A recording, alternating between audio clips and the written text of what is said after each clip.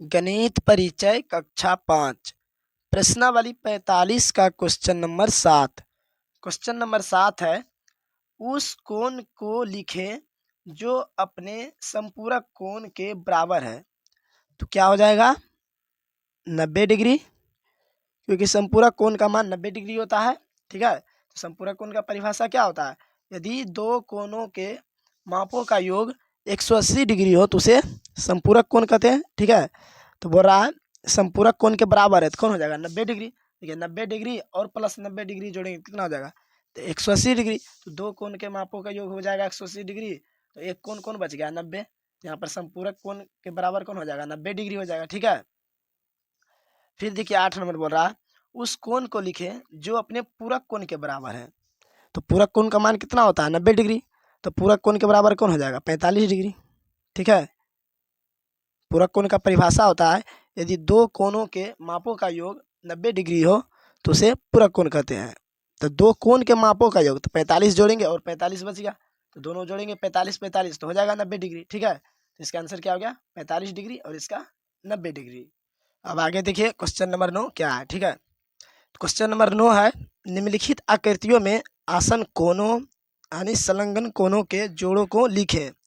तो आसन कोणों को ही संलग्न कोणों कहते हैं। ठीक है, तो आसन कोण को ही संलग्न कोण कहते हैं। तो चलिए सबसे पहले आसन कोण के परिभाषा को समझते हैं।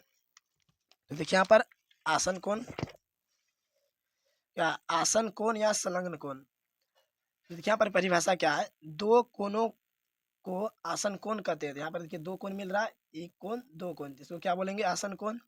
यदि उनके एक शीर्ष बिंदु एवं एक उभयनिष्ठ भुजा हो, एक शीर्ष बिंदु, यहाँ पर देखिए सिर्फ एक ही शीर्ष बिंदु है, एवं एक उभयनिष्ठ भुजा, देखिए एक साइड ये भुजा है AD और एक साइड है AB, बीच में कौन है AC, तो ये बीच वाला क्या हो गया कॉमन हो गया यानी उभयनिष्ठ हो गया।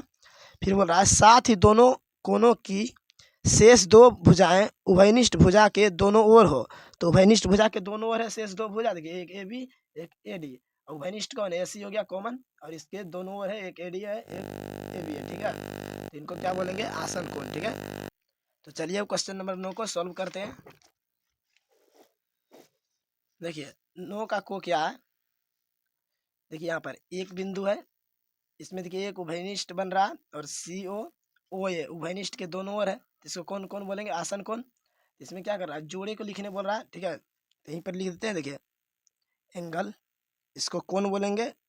ठीक है, क्या हो जाएगा AOB, एंगल AOB। फिर क्या हो जाएगा BOC, एंगल BOC। देखिए दो कोण बन रहा है, सिर्फ वो ही बिंदु पर दो कोण बन रहा है, एक यहाँ पे और एक यहाँ पर। ठीक है, वो बिंदु पर दोनों के बीच में वो है। ठीक है, तो क्या AOB, फिर क्या BOC। फिर देखिए खो नंबर, तो इसमें देखिए आसन कौन कौन का बन रहा है, यहाँ पर देखिए एक कोण, फिर इसमें एक कोण बन रहा है। ठीक है, तो पहले इन दोनों को लेंगे, तो इसमें ये उभयनिष्ठ उभयनिष्ठ भुजा हो जाएगा। ठीक है, और इसके दोनों ओर बच जाएगा भुजा। ठीक है, तो उभयनिष्ठ भुजा के दोनों ओर रहना चाहिए भुजा, तो उसको क्या बोलेंगे आसन कोण। तो इसको लिखेंगे, देखिए एंगल AOB AOB, फिर क्या हो जाएगा BOC, एंगल BOC, एंगल मतलब कोण, इसको कोण बोलते हैं BOC। फिर देखिए अब इसमें लेंगे, यहाँ पर देखिए एक कोण बन जाएगा और यहाँ पर एक कोण बन जाएगा, इन दोनों में लेंगे, पहले इस दोनों में लिए फिर अब इस दोनों में लेंगे। ठीक है, क्या हो जाएगा BOC, एंगल BOC कोमा, फिर क्या हो जाएगा COD, एंगल यानी कोण COD। ठीक है, तो पहला देखिए इस दोनों के लिए, तो इसमें क्या आ गया एंगल AOB, फिर कोण BOC, फिर कौन आ गया क्या इसको लिए तो BOC और फिर COD। ठीक है, अब देखिए गो नंबर, इसमें देखिए एक यहाँ पर कौन बन रहा है, एक यहाँ पे बन रहा है, एक यहाँ पर बन रहा है, तो पहले इस दोनों को लेंगे। ठीक है, तो इस दोनों में ये उभयनिष्ठ भुजा हो जाएगा, तो देखिए कैसे लिखेंगे कौन POQ,